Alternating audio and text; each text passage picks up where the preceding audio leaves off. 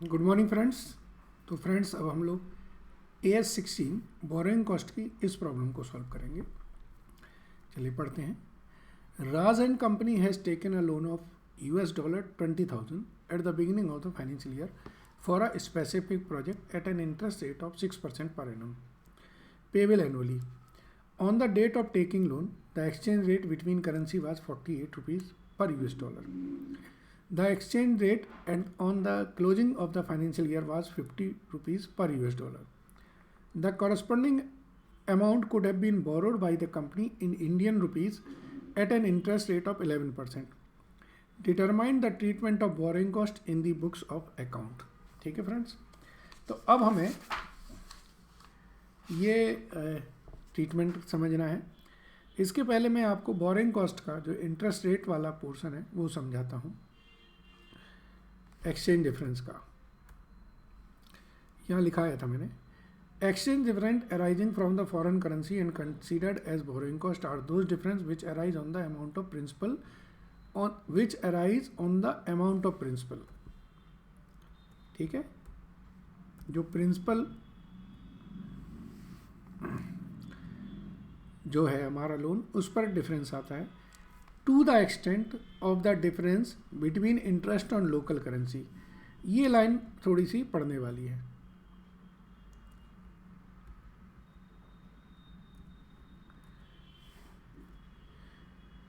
बस इतनी लाइन आप पढ़ लीजिए। Which arise on the amount of principal of the foreign currency borrowing to the extent, कब तक, of the difference between interest on local currency and interest on foreign currency. मतलब interest on local currency और foreign currency तक का तो portion हम interest में लेंगे, बाकी इसका पोर्शन हम प्रिंसिपल में लेंगे। ठीक है, चलिए तो अब इस क्वेश्चन को हम देखें दोबारा से। इन्होंने बोला Raj and company has taken a loan of $20,000। इन्होंने 1 अप्रैल 2000 मान लीजिए 15 को $20,000 का लोन ले लिया। उस पर जो उस टाइम पर रेट था वो 48 रुपीज़ का था। ठीक है, इट मीन्स आपने 9,60,000 का लोन लिया। आपने 31 मार्च 2016 को आपकी जो लाइबिलिटी है, प्रिंसिपल की लाइबिलिटी, वो अब 50 रुपीज़ से हो गई है। मतलब अब आपको जो बुक्स में आपको दिखाना है वो 10 लाख रुपए दिखाना है। इसका मतलब है जो एक्सचेंज डिफरेंस आया है वो कितना है। एक्सचेंज डिफरेंस है आपका 20,000 USD पे 50 माइनस 48, इसका मतलब है 40,000 रुपये बढ़ गए हैं। और इनका डिफरेंस भी अगर गौर से देखें तो ये 40,000 रुपये ही है। क्लियर है ना।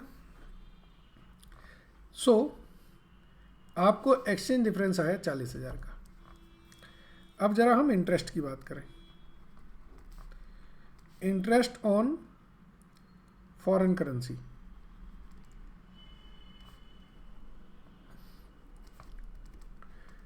$20,000 पे 6% से ये आपका 1,200 USD का। और इंटरेस्ट तो आप पे करोगे बाद में ना, क्लोजिंग रेट पे। तो this amounts comes to 60,000 rupees. So interest on local currency, आपको लोन कितने का मिला था? आपको लोन मिला था 9,60,000 का। इस पे 11% से ये आया 1,05,600। तो इनका जो डिफरेंस है वो कितना आया? 45,600। तो ये है डिफरेंस इन इंटरेस्ट। और एक्सचेंज रेट का जो डिफरेंस है वो कितना है? 40,000। आप क्या समझे कि जो एक्सचेंज रेट का डिफरेंस है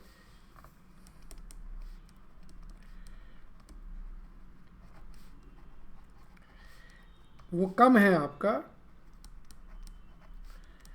difference in interest. So entire exchange difference, ये हम क्या मानेंगे, बोरिंग कॉस्ट मानेंगे। क्यों लिखा था ना, क्वेश्चन में लिखा था to the extent of difference, यानी कि ये एक्सचेंज डिफरेंस इस अमाउंट तक तो बोरोइंग कॉस्ट है, अगर उसके ऊपर हुए तो फिर वो आपका फॉरेन करेंसी लोन में जाएगा, मतलब प्रिंसिपल में जाएगा। सपोज करो ये 40,000 की जगह मैं कहता हूँ 70,000 होता, फिर 70,000 में दो पार्ट आ जाते, एक तो 45,600, इसे हम क्या मानते, बोरोइंग कॉस्ट, एंड 4,400 ये हम प्रिंसिपल में ऐड करते। फिर क्लियर है? तो ये डिपेंड करेगा कि आपका है कितना। इसको मैं थोड़ा और अच्छी तरह से एक्सप्लेन कर देते हैं।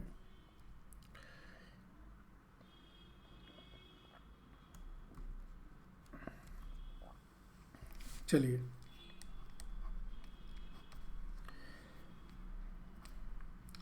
देखिए लोकल करेंसी में इंटरेस्ट आपका जो है वो है 1,05,600। फॉरेन करेंसी में इंटरेस्ट आपका है 60,000 और एक्सचेंज डिफरेंस जो है वो है आपका 40,000। इसका मतलब है 1,00,000। तो उनका कहना है कि ये अप टू दिस अमाउंट,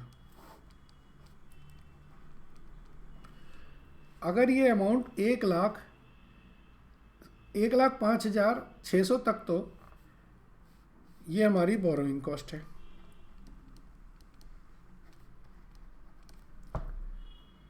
और उससे ऊपर जाती है, लोकल करेंसी उससे ऊपर जाती है, तब वो आपकी प्रिंसिपल में जाएगा। जैसे सपोज कर लीजिए मैं इसी क्वेश्चन में, ये तो 60,000 है और ये 70,000 है, तो टोटल हो गया 1,30,000। अब इस 1,30,000 में से 1,05,600 तक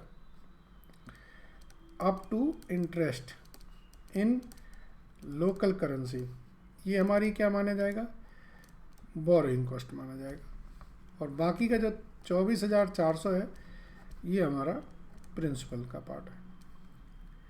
कैसे भी कर लो, ये सिंपलेस्ट वे है कि भैया आप डिफरेंस निकालिए इंटरेस्ट में और एक्सचेंज डिफरेंस निकालिए।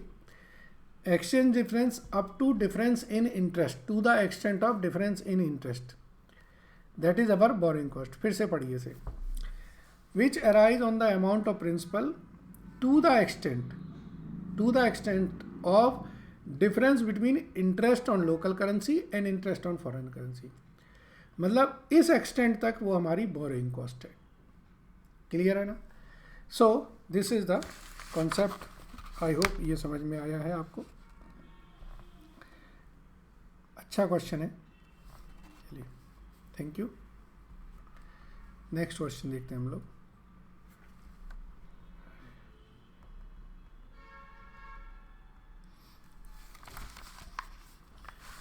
इस क्वेश्चन को पढ़ें जरा। On 25 April 2010 Neel limited obtain a loan of ₹70 lakh to be utilized as under construction of factory site, purchase of machinery, working capital, advance for purchase of truck. In March 2011 construction of factory site was completed. Delivery of trucks was not received. Total interest for the period is 12 lakh. So the treatment of interest under AS 16 and also explain the nature of assets. ठीक है friends, तो अब आप इसको देखें कि कितना आपका पोर्शन कहाँ जाएगा। देखिए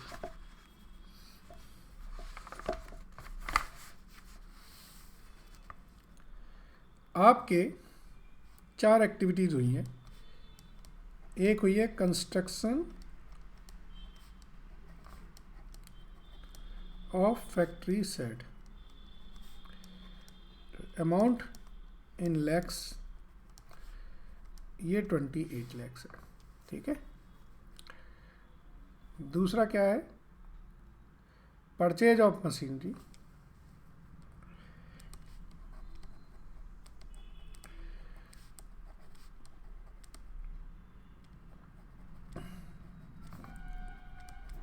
₹21 लाख की। तीसरा है वर्किंग कैपिटल, कितना, ₹14 लाख। और चौथा है advance for truck, ₹7 lakh. Total ₹70 lakh हो गया। अब आप देखिए, ये स्टार्ट किया इसका हमने कब, अप्रैल में, और एंड किया कंस्ट्रक्शन मार्च में। क्वालिफाइंग एसेट्स की डेफिनेशन आपको पता है क्या होती है? Qualifying assets, qualifying assets is an asset that necessary take a substantial period of time. तो अब आप खुद समझदार हैं कि इसमें से कौन सी हमारी क्वालिफाइंग एसेट्स होगी और कौन सी हमारी क्वालिफाइंग एसेट्स नहीं होंगी। कंस्ट्रक्शन ऑफ फैक्ट्री साइट को हम क्या मान सकते हैं? हम इसे क्वालिफाइंग मान सकते हैं, क्योंकि इसमें हम मानते हैं कि 12 महीने का टाइम लगा है। ये क्वालिफाइंग एसेट्स नहीं है, ये क्वालिफाइंग एसेट्स नहीं है, और ये भी कोई क्वालिफाइंग एसेट्स नहीं है, ठीक है जी। सो जो इंटरेस्ट कैपिटलाइज करना है वो इस पोर्शन पे जो फंड यूज हुआ है उसका है। टोटल इंटरेस्ट हमारा ₹12 लाख है। तो 28 के प्रोपोर्शन में आप देख लीजिए कितना आता है, दैट इज 4.8 लैक्स, ठीक है। टोटल 12 लाख का इंटरेस्ट है, 4.8 लाख आपका कैपिटलाइज होगा, बाकी P&L में चार्ज करेंगे। सो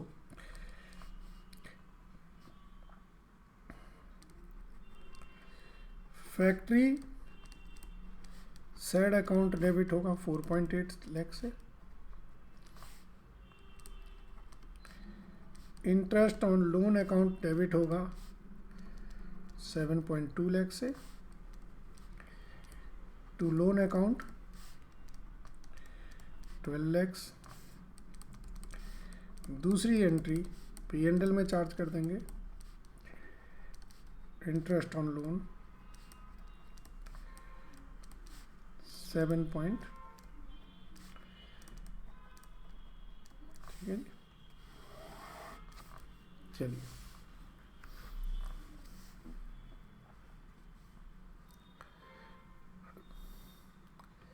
ये हमारा था कि भाई एक्सप्लेन करिए इसका ट्रीटमेंट क्या था, नेचर, जो हमने एक्सप्लेन करा, ठीक है।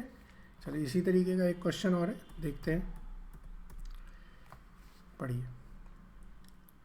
सिमिलर तरीके का क्वेश्चन है। GHI limited obtain a loan of 70 lakhs from this banks. Construction of factory site है, परचेज है, एडवांस फॉर ट्रक है, कंस्ट्रक्शन कंप्लीट हो गया, टोटल इंटरेस्ट 9,10,000 है। सो द ट्रीटमेंट, बिल्कुल सिमिलर लाइन पर क्वेश्चन है। अब आपको इसको करने में ज़्यादा टाइम नहीं लगेगा, चलिए करते हैं।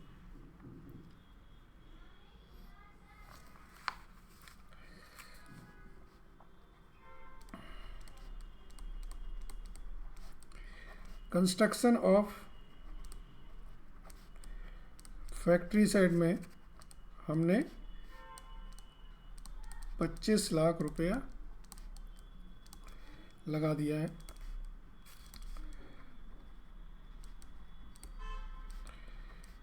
परचेज ऑफ मशीनरी में हमारे 20 लाख रुपए लग गए।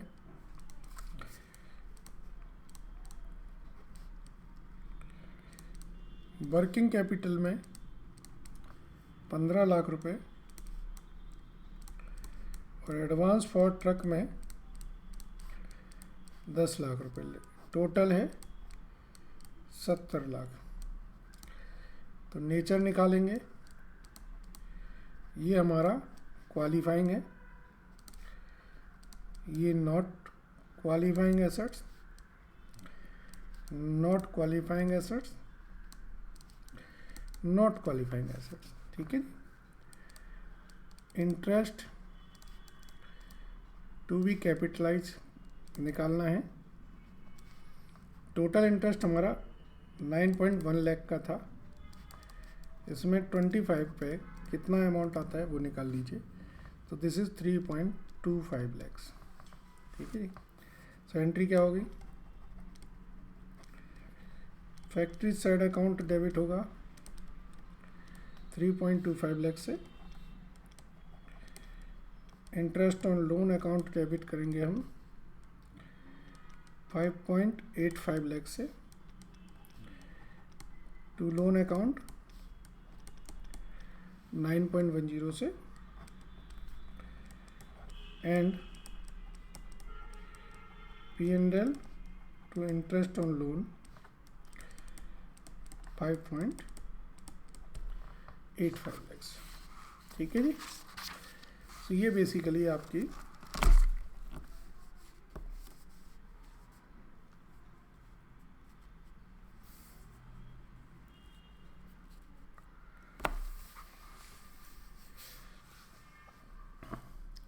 सिमिलर लाइन का एक क्वेश्चन हमने करा जिससे कॉन्फिडेंस आए और क्लियर हो क्वेश्चन।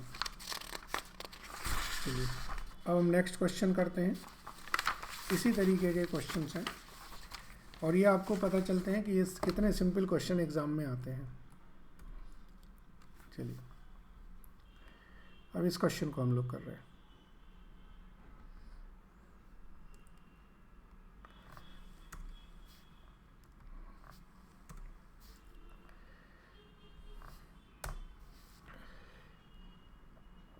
पढ़िए क्वेश्चन को क्या है।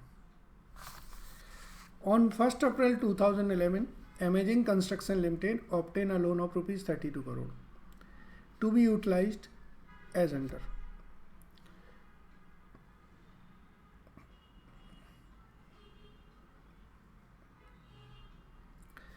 Construction of sea link across the cities में 25 करोड़ रुपए खर्च हुए।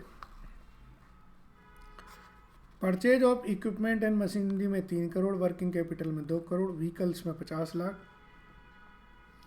Advance for tools and cranes में 50 lakh, purchase of technical know how में 1 करोड़ रुपए। टोटल इंटरेस्ट हमारा है वो आपका 80 लाख रुपए।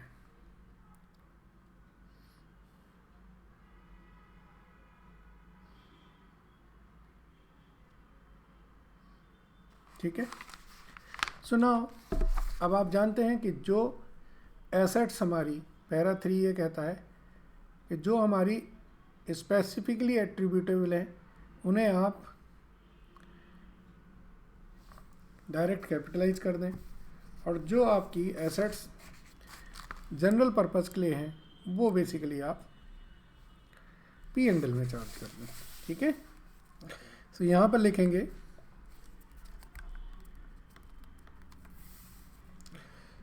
सीरियल नंबर, इसके बाद एसेट्स या यूजेस। ठीक है। फिर आया अमाउंट, इन करोड़ हैं ये। फिर हमारा नेचर निकल आएगा यहाँ पे। चलिए number 1 construction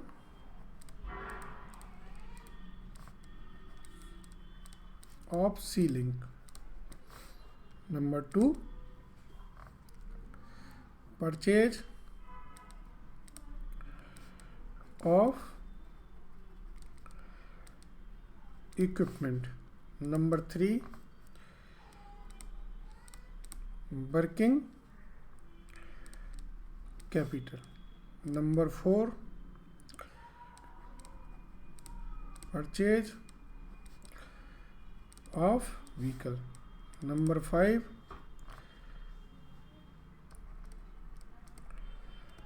advance for tools. Number 6, purchase of technical know how. ये आपकी जो एसेट्स खरीदी हैं वो हैं। टोटल हमारा 32 करोड़ है। इसमें से 25 करोड़ हमारा यूज़ हो गया सी लिंक में, 3 करोड़ और 2 करोड़ हमारा यहाँ यूज़ हो गया। 50 लाख रुपए हमारा यहाँ यूज़ हो गया। ठीक है जी। अब आपको समझ में आ रहा है कि कंस्ट्रक्शन ऑफ सी लिंक है, डेफिनेटली इसमें सिग्निफिकेंट टाइम लगा होगा। तो ये आपकी क्वालिफाइंग हो गई एसेट्स, और बाकी की जो है ये क्वालिफाइंग एसेट्स नहीं है।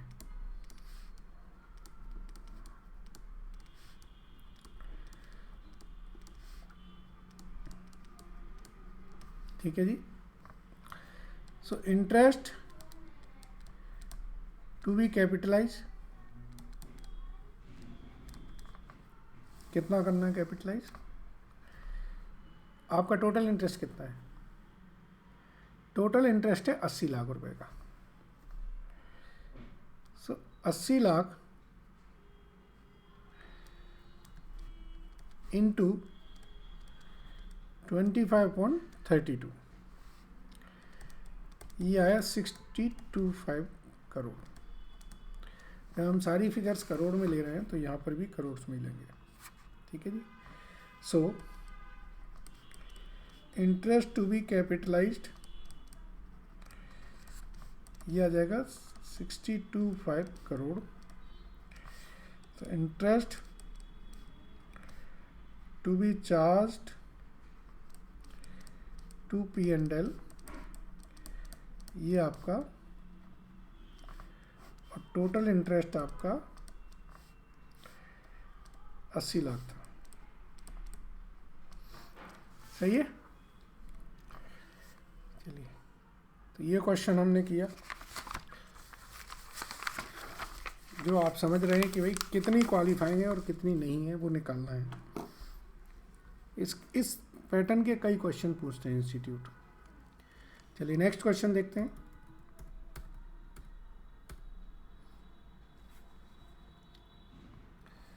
ये क्वेश्चन आया था रोहिणी लिमिटेड का, इसको देखते हैं।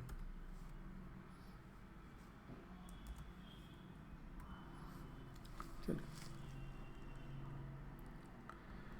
पढ़ते हैं इसमें क्या लिखा है। Rohini limited has obtain loan from an institution for ₹500 lakhs for modernization and renovation of its plant and machinery. ठीक है। The installation of plant and machinery was completed on 31st March, amounting to ₹320 lakhs, and ₹50 lakhs were advanced to supplier of additional assets, and the balance 130 lakhs has been utilized for working capital requirement. Total interest is 65 lakhs. You are required to state how the interest on institutional loan is to be accounted for in 2011-12. Simple सा इसमें इन्होंने use है। चलिए करके देखते हैं इसे। हम ये लिखते हैं सीरियल नंबर, पर्पस या utilization for amount rupees in lakhs, nature interest to be capitalized. Serial number 1, serial number 2, serial number 3। एक है हमारा plant and machinery. Plant and machinery में हमारा खर्च किया हमने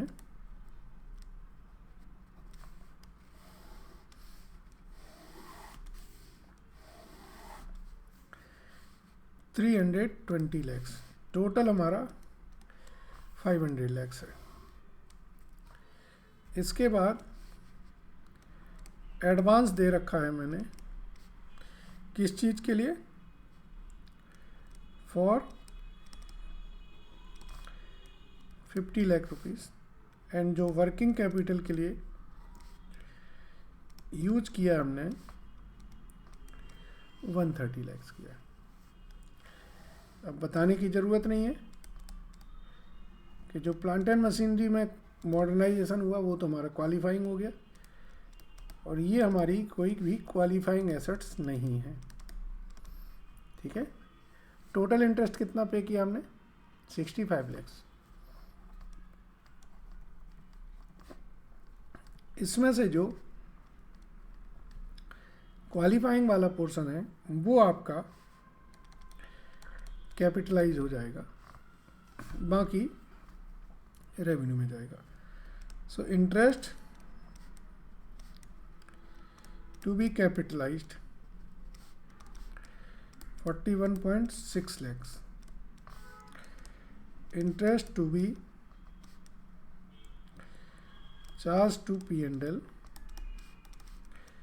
23.40 lakhs,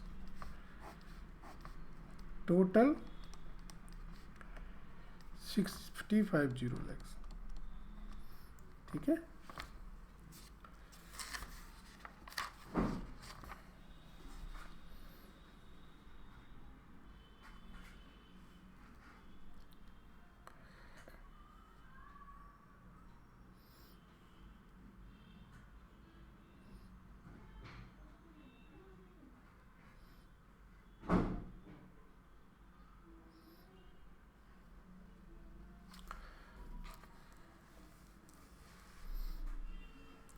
अब यहाँ पर थोड़ी बात समझ लें कि अगर ये जो एसेट्स हैं, अगर ये एसेट्स प्लांट एंड मशीनरी के लिए दी गई हैं, या कोई ऐसी एसेट्स हैं जिनमें आपका टाइम लगेगा, बनने में टाइम लगेगा। दो तरीके की एसेट्स हुई ना, एक तो है कि आपने एसेट्स खरीदी और यूज़ कर ली, और दूसरी एसेट्स है कि वो सब्सटेंशियल टाइम लग रहा है उसमें। तो अगर सब्सटेंशियल टाइम लगेगा तो फिर ये नॉट क्वालिफाइंग से क्या चल जाएगा, ये क्वालिफाइंग हो जाएगी। तो डिपेंड करेगा। अभी मैंने ये माना है कि ये ऐसी एसेट्स है जिसको हम इमीडिएटली यूज कर सकते हैं। ठीक है, दूसरा ये भी लिखा है कि उन्होंने कहा कि जो प्लांट एंड मशीनरी वगैरह था उसका पोर्शन कंप्लीट हो चुका है। दोनों चीज़ों के बाद हमने इसको यूटिलाइज ऐसे किया है। चलिए, आई होप ये पूरा क्वेश्चन कंसेप्चुअली क्लियर है आपको। ठीक है, थैंक यू। आगे बढ़ते हैं।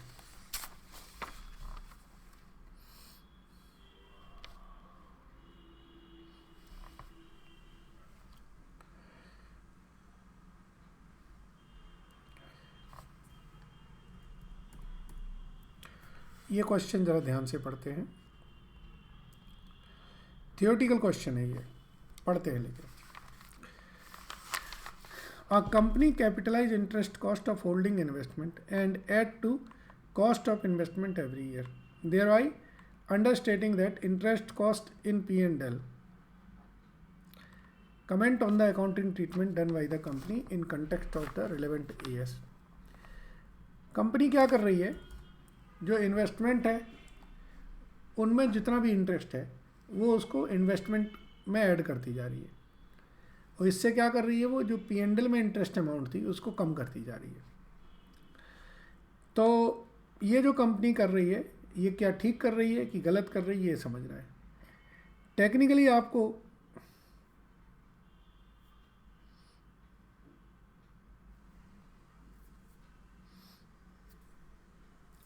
देखने से ही पता चलता है कि ये गलत है। अब लेकिन इसको प्रॉपरली लिखेंगे कैसे, इसके लिए हमें ये थोड़ा सा प्रॉपर लैंग्वेज में है, पढ़ते हैं। ASB has opined that investment other than investment properties are not qualifying assets as per AS 16।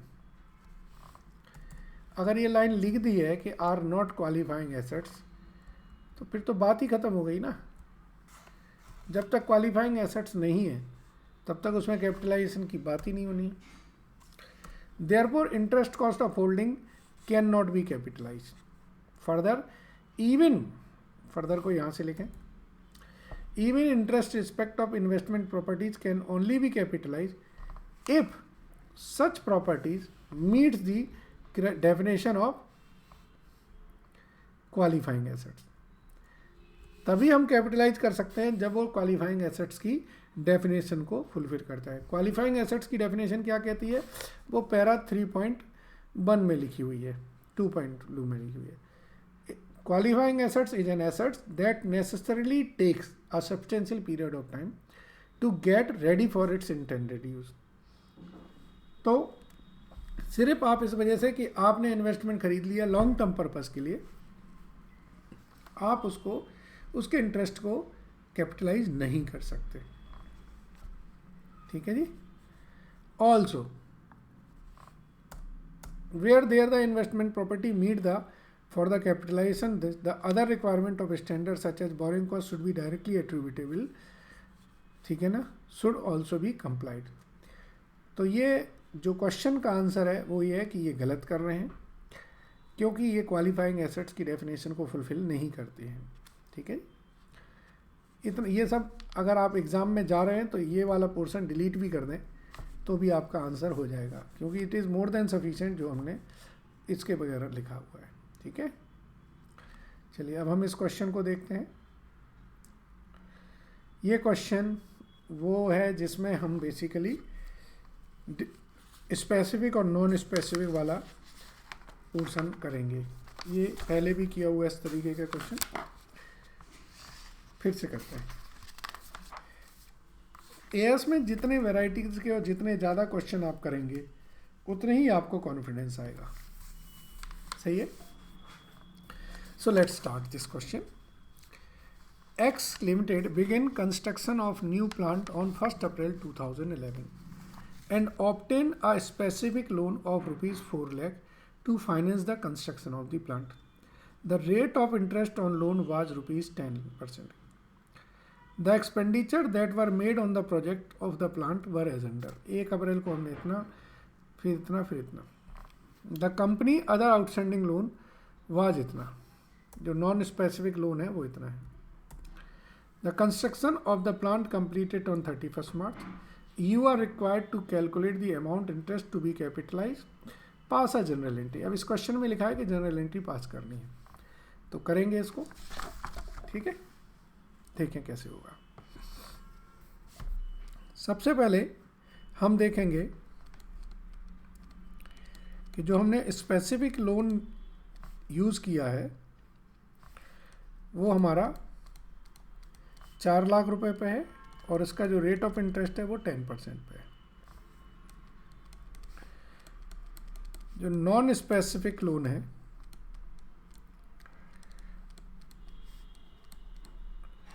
वो हमारे पास 23 लाख का है, उसका जो रेट है वो कितने परसेंट है, 12% है। इस क्वेश्चन में एक ही है नॉन स्पेसिफिक, अगर एक से ज़्यादा होते तो फिर हम उनका वेटेड एवरेज रेट निकाल लेते हैं। क्लियर। सो सबसे पहले हम देखते हैं कि भाई आपका वेटेड एवरेज अमाउंट कितनी है।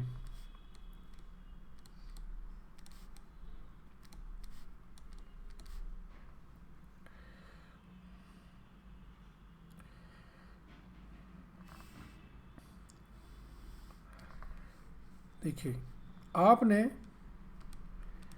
यहाँ पे डेट दे रखी है और ये अमाउंट दे रखी है, तो हम पीरियड निकालेंगे अप टू 31 मार्च 2012।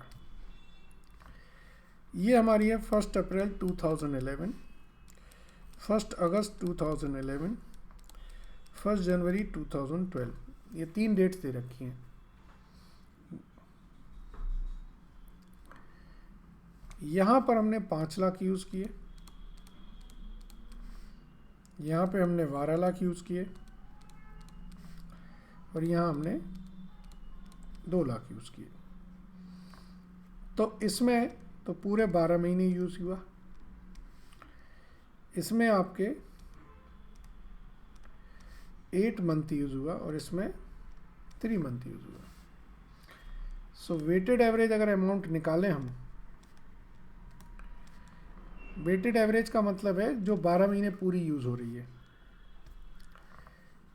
तो 5 लाख इंटू 12/12, ये तो 5 लाख है। 12 लाख इंटू 8/12, तो ये हो 8 लाख। और 2 लाख इंटू 3/12, तो दिस इज 50,000। तो ये अमाउंट आई 13,50,000। ठीक है। सो नाउ अब हम देखेंगे इंटरेस्ट टू बी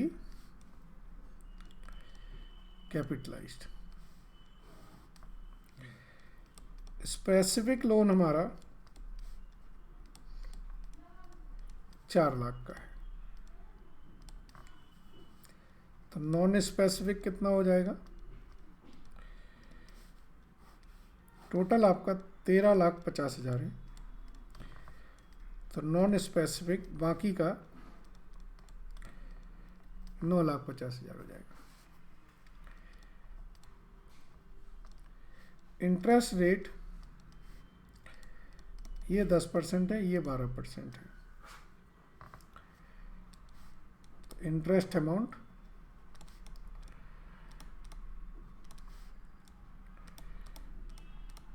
4 लाख पे 10% से 40,000 और 9,50,000 पे 12% से ये अमाउंट आती है 1,54,000। ठीक है। अब इन्होंने बोला था कि आपको जनरल एंट्री पास करनी है। ठीक है। टोटल आपका खर्चा कितना हुआ?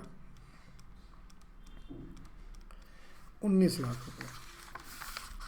19 लाख रुपए जो है वो आपकी टोटल खर्चा हुआ है, और 1,54,000 बेसिकली आपका जो है कैपिटलाइज करना है। ठीक है। तो जनरल एंट्री पास हो जाएगी हमारी। तो लिखेंगे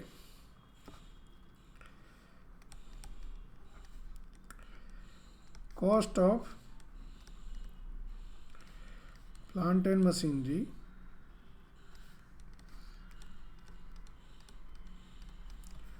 और इंटरेस्ट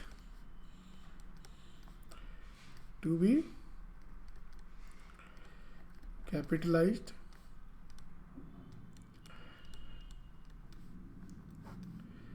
तो ये हो गई 20,54,000। जनरल एंट्री पास करेंगे हम plant and machinery account debit to bank 19 lakh.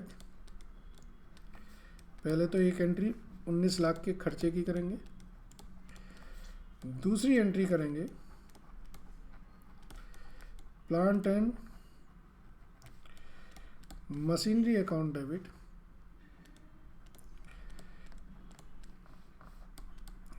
To specific loan to non specific loan, जो भी आपका हो, या डायरेक्ट टू बैंक भी कर सकते हैं। तो दोनों प्लांट एंड मशीनरी में हम कैपिटलाइज कर देंगे। ठीक है। आई होप ये पूरा क्वेश्चन आपको क्लियर है। ठीक है। चलिए आगे बढ़ते हैं।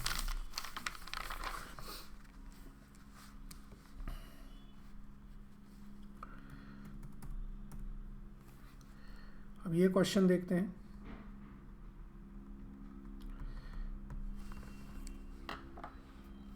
Tech limited has borrowed ₹30 lakh from State Bank of India during financial year 2013-14. The borrowing costs are used to invest in share of GIB Limited, a subsidiary company of Take Limited, which is implementing a new project estimated to cost ₹50 lakh. As on 31st March 2014, since the said project was not completed, the director of Take Limited resolved to capitalize the interest accruing on the borrowing amount to ₹4 lakhs and add it to the cost of investment. Comment. Friend, अभी थोड़ी देर पहले हमने एक point question किया था इसी तरीके का, अब ये दोबारा आ गया है.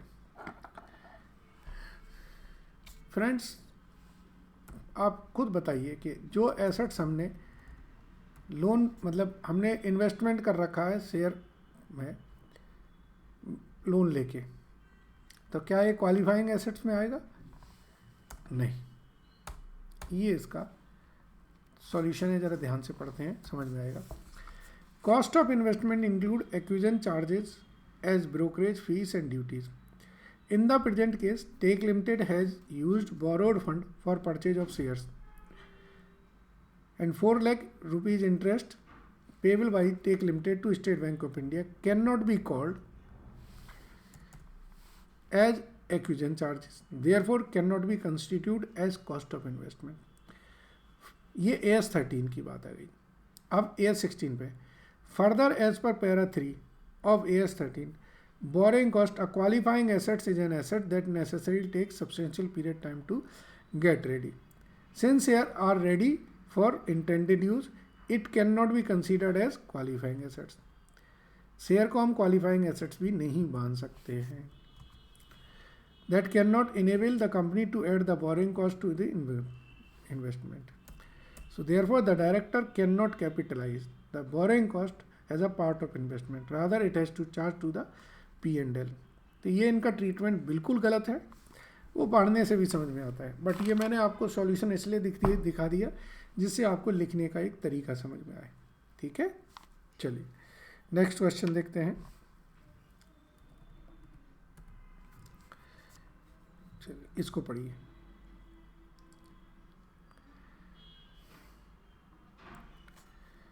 क्या है क्वेश्चन में? सुहाना limited issued 12% secured debenture of 100 lakhs on 1st May 2013 to be utilized as answer. ये कर चुके हैं हम लोग. कंस्ट्रक्शन है, परचेज ऑफ मशीनरी और ये है. In March construction factory set was completed and machinery was installed and ready for its intended use. Total interest on debenture is this. During the year, the company had invested idle fund out of the money raised from debenture in bank and fixed deposit and earned an interest of ₹2 lakh. तो friends, आपका इसमें एक concept है कि अगर कोई income होती है तो वो इसकी इंटरेस्ट बोरिंग कॉस्ट से डिडक्ट कर दी जाती है. ठीक है जी. सो एलिजिबल बोरिंग कॉस्ट आपकी माइनस हो जाएगी. आपको बता देते हैं, ये पैरा इसका भी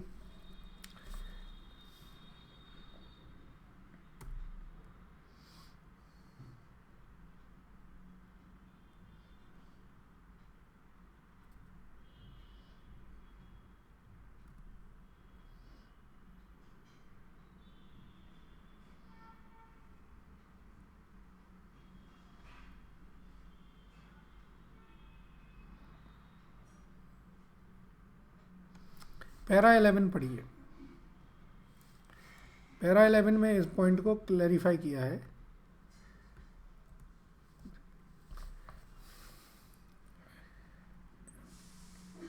इन सच थर्ड पैरे में है, थर्ड लाइन में, in such segment the funds are openly temporary investment in determining the borrowing cost eligible for capitalization. Any income earned on the temporary investment of those borrowing is deducted from the borrowing cost incurred. तो ये आपका जो भी इसमें income होगी वो deduct हो जाएगी. ठीक है. So the treatment of interest under accounting standard 16. तो आप लिखेंगे टोटल इंटरेस्ट जो है, total interest on debenture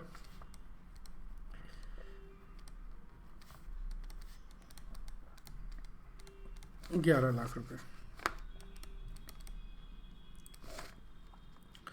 income from investing idle fund, ये हमें ₹2,00,000। सो एलिजिबल बोरोइंग कॉस्ट ये हमारी ₹9,00,000। पैरा 11 से ये हमने समझा है। चलिए अब हम देखते हैं इसका कि कितना कैपिटलाइज करना है। Serial number, purpose of utilization, amount rupees in lakhs, nature, interest to be capitalized. 1, 2, 3 construction of factory set, purchase of machinery, working capital.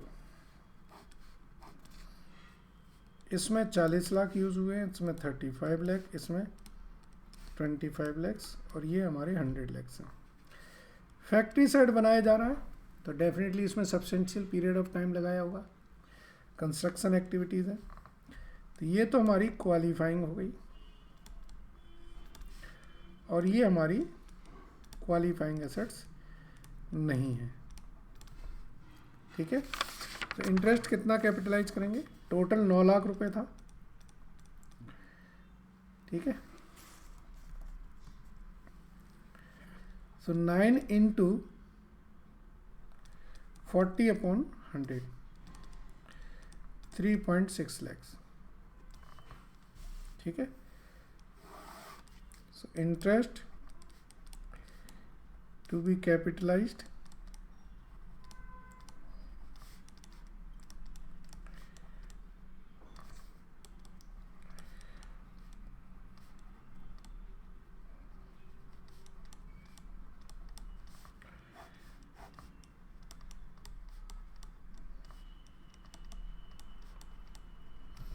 Total ₹9,00,000 था।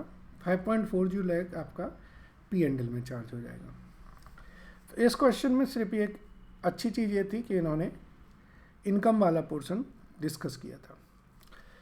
सो आई होप AS16 के कई तरीके के क्वेश्चंस आपने किए, आपको समझ भी आए होंगे। ठीक है, और आपको ये पूरा AS बहुत अच्छी तरह क्लियर भी हुआ होगा। Thank you very much.